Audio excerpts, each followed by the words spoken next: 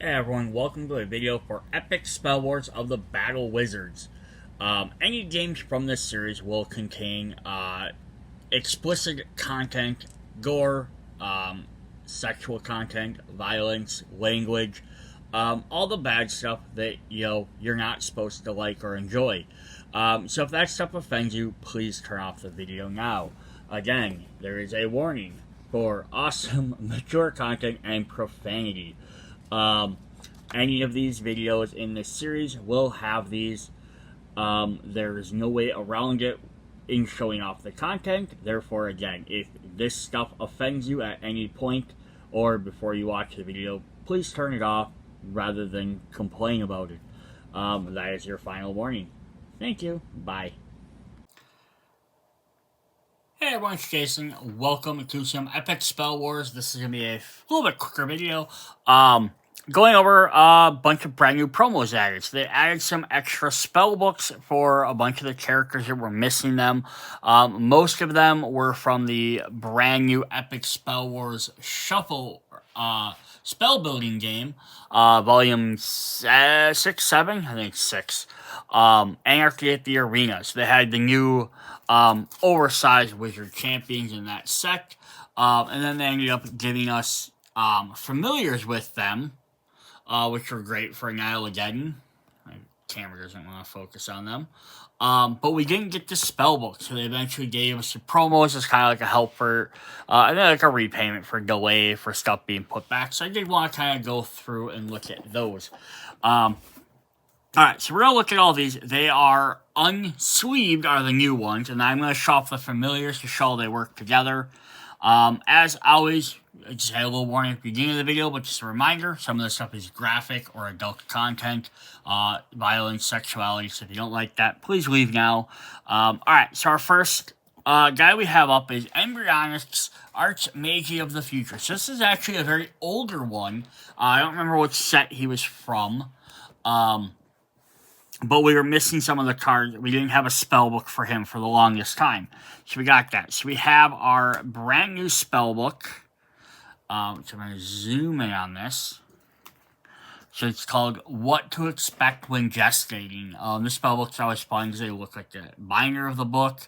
Bookmark up there. They have their victory point cost, who it goes with, listed as a promo, and the cost to cast it, which is, to me, different from one to the other. So it says ongoing. Destroy this to gain exactly 3 cards that were destroyed in this game into your hand. So very interesting. So spellbooks are fun. You can play just a spell. You can play, obviously, when you play the game, you normally just play with your wizard champion.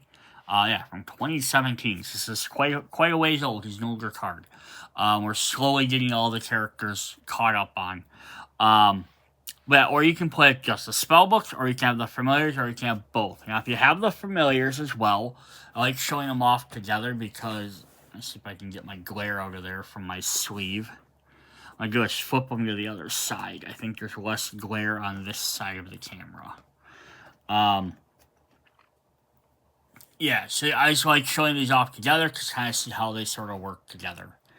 I still have a freaking glare. There we go. Hopefully that gets rid of most of that. So we have the familiars, Pal Senka, your feed bag friend.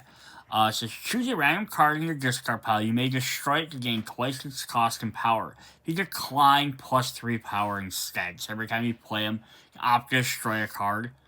Defense discards from when attack. If you do, draw a card, heal HP equal to the damage that would have been dealt. So it's fun the way these synergize together, right? So if you play Palsenka, you can destroy your own cards to gain twice as much power each turn. But then if you have your spellbook out, you can destroy this at some point to get 3 of those cards back. So it gets you a point where you're like, hey, I can go ahead and not worry about destroying my own cards because I know I can get after I've done it 3 times, I can get them right back, and I can get them right into my hand. So now I can get the double power by doing one of these. After I do the third one, let's say my third card is like a 6, I can have 12 power. I can then destroy my spellbook to gain that card right back into my hand. So that is pretty fun there. Cool. So another older one we have, or a little bit older character we have, is Warlord Weensy. And the Wee Warlocks Megalisk in the minuscule match. So we actually have two versions of this card. Which are very interesting. So they reprinted it. So it was originally from... Yeah, they're both from the 2024 set. But we had one in one thing, and then they reprinted it in the other expansion. So we have two for ones. They're the exact same card, just with different artwork on this side. Otherwise, all the rest of it's the same. But what does our new Warlock book do for us? It says, the Smartass Wee's book. Ongoing, if you are attacked 1 or more times during this turn, draw a card. If you are attacked 3 or more times during this turn, draw a card. If you've been attacked 6 or more times during this turn, repeat each of your... Oh, if you've attacked... Sorry, not if you've been attacked. If you've attacked 1 time, draw a card. Attacked 3 times, draw a card. If you attack 6 or more times, repeat each of your attacks. You may use each of these abilities. So that is pretty crazy. So, right, it wants you to keep doing multiple attacks. You attack 1, you draw a card, might let you be able to perform that second, get up to that 3rd attack, and you draw that card, might hopefully get you up to that 6th attack, and then so you can just do some massive damage. It's supposed to be all the little Weensies running around doing stuff. So we have Stabby Wee, one of the specific ones, his +3 power. I did it again. I want to do it the other direction. I gotta flip these cards on the bottom over. I don't know why I have such a bad glare today. If I lean these down a little bit more, will that help? Technical difficulties, everybody. I'm trying to get that glare off the screen. Move. There we go. If I sit this direction, I have to move all my stuff. Sorry. Technical difficulties, like I said. Alright. But that should get rid of that glare off of there. Alright, so Stabby has +3 power. This turn, after any foe avoids an attack, they lose 4 HP. Defense, if you discard this to avoid an attack, you draw a card, each foe loses 4 HP.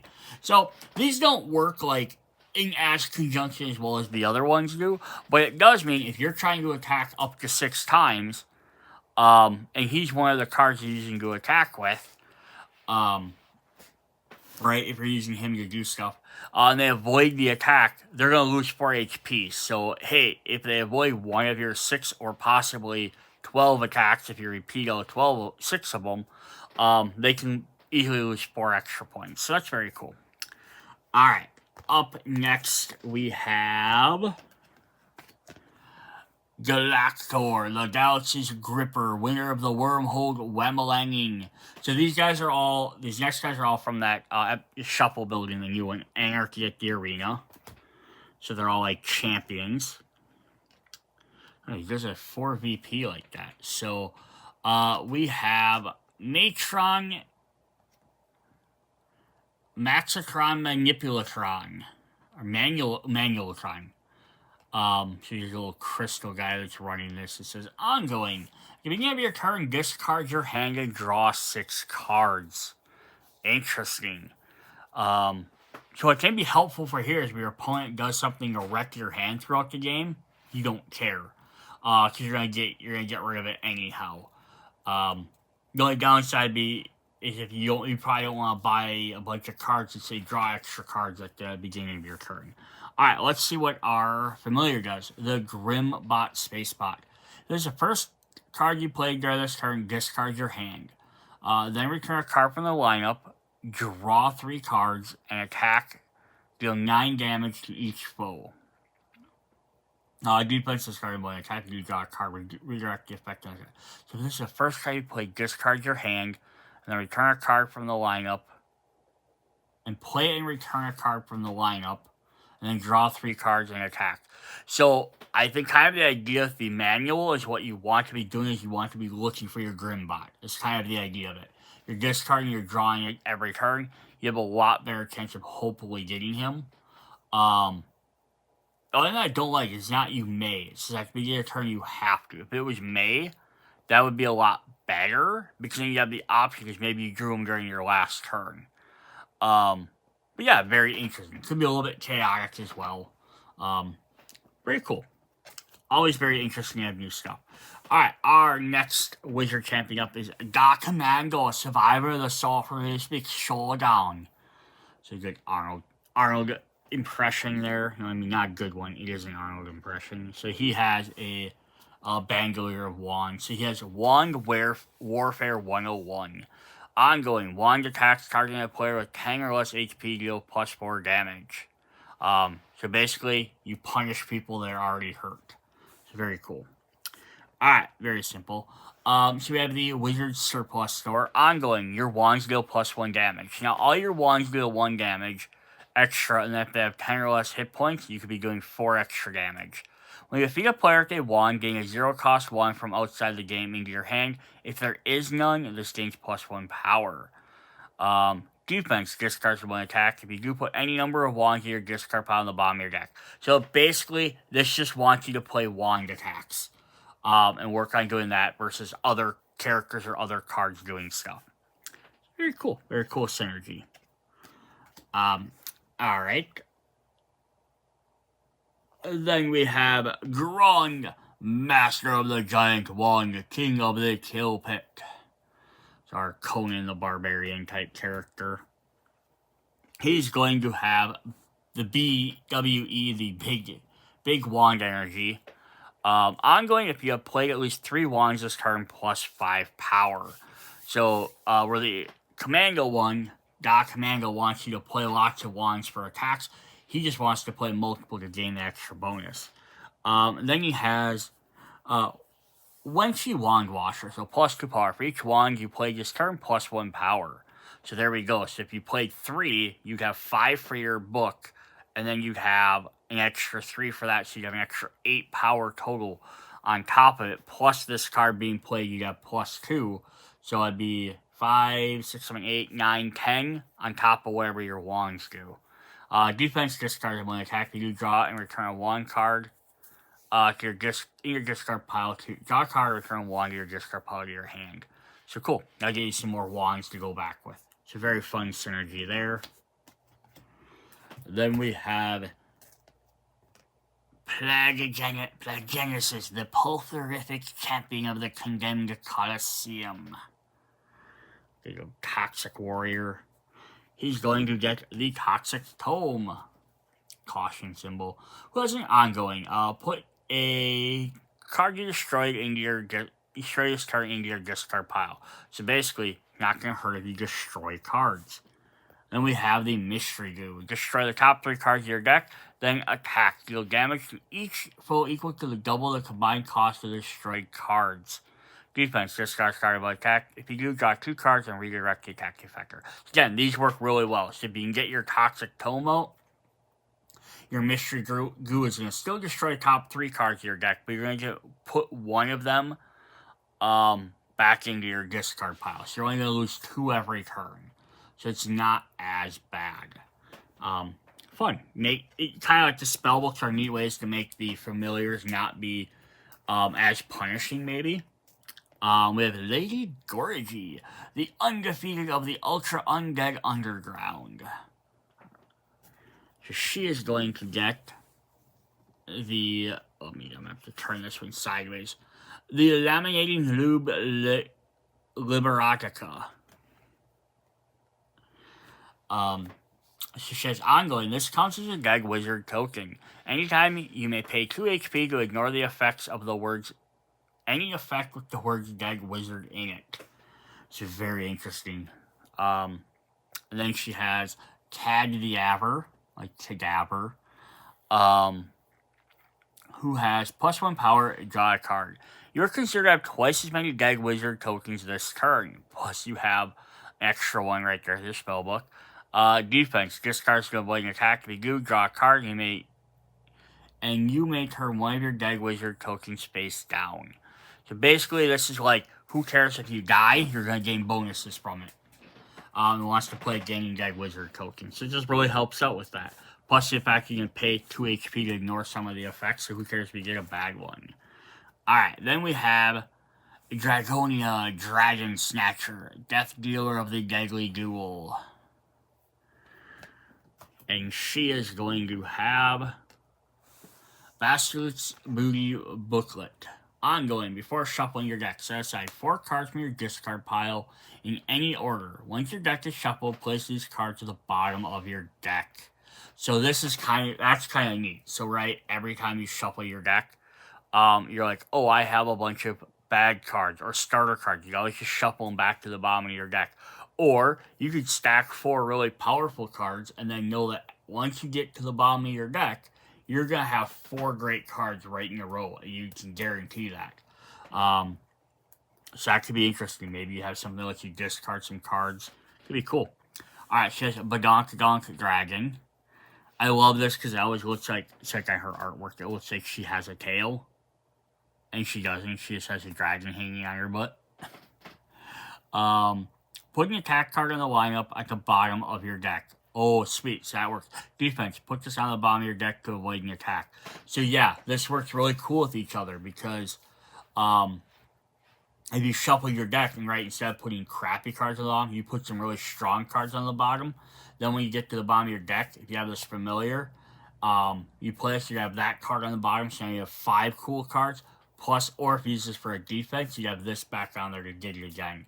So that's a really neat way to play. That's fun. It's a cool mechanic. Definitely makes the familiar a lot better. And then our last wizard champion is Tyrannicus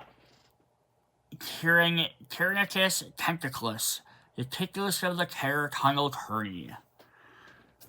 So he has unpronounceable stuff. I can't read any of this. It's the Codex card. Using your Nerfer or something, who knows. It says ongoing, place a card with a cost of 0 in a foe's discard pile on top of their deck. So basically you're sabotaging them by putting starter cards on top of their deck. So the next time they draw it, to have that. And we have the Primeval Ignite. Play the top card of target foe's deck. If it costs 0, play 2 more. Put all the cards played in their owner's discard pile at the end of their turn. Defense, discard this to avoid an attack. If you do, draw a card and redirect to the effect. So yeah, just playing the familiar by itself. Oh, I get to play one of my opponent's cards. That's always fun. And if it happened to cost 0, if it was a starter card, I get to play 2 more cards instead. So now I still get like the 1 power or whatever basic ability you have from the starter card. But I get 2 more full cards. Plus it denies them those 3 cards then. But now if you're Spellbook, you can put one on there, put one up there, so every time you play your familiar, you're guaranteed to get those 3 cards instead of it being random. So it goes from being like a random card to an always happening card. And that's kind of what some of the spellbooks do, is they make your familiar either easier to use or less random or less punishing, like discard a card or destroy a card. Oh, hey, you get a bonus for doing that. Or like the last one you just saw, put a card on the bottom of your deck. Hey, then this card's on the bottom of your deck to help you out. So very, very cool. Alright, last thing I want to show off before the end of the video is we did have the Magnus Minions and Manual Volume 1 binder. So Volume 2 I did a video on as well, is more for holding components. Volume 1 was for holding all your wizard champions and your spell cards. So all our familiars fit in here nicely. I haven't sleeved these, but obviously these are going here with plenty of room as well. So we don't have a spell book for every single card deck. But as you can see, since I have these sleeved, I sleeve all my familiar or my wizard champions. That extra little bit puts this right up to the top. So I cannot fit my new cards in there unless I want them to sit way over the top. So if you don't sleeve these, you can probably fit every single one. Now this is the spell crafting games 1 through 6, all 3 Annihilageddon games, as well as Gangbanger expansion, all the Kickstarter promo cards, currently all of the Fantastic Friends spell cards, like we have Corey Jones in there, and we have Cerulean and Bixby, Wimpy, Gorzo, so all of those cards. I also have the 2 extra promos, Willikin and Dr. Hannah Zombie. So those promos, I have Corcus Porcus and Alakazam in there.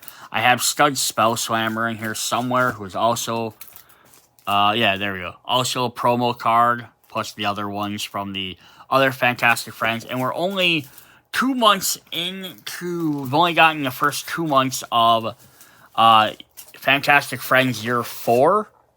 Or sorry, Year 2. So we have more of them coming as well. So we'll probably have about another, I'd say another like 3 wizards coming. So yeah, if you don't have them sleeved, you could probably fit everything. It's currently up through the Year 2 of Fantastic Friends and Annihilageddon 3, all the promos, everything into one box. If you sleeve them at all, because they did come with some baggy sleeves in the last campaigns you can get. These promo cards also came with some extra sleeves too. They're not going to all fit in this box, so you have to put them in one of your big storage boxes. Or like me, I actually bought a second one of these, so I'm going to end up putting half of them in one, half in the other. Probably take like maybe all the promo characters out in one, do something like that. But very cool.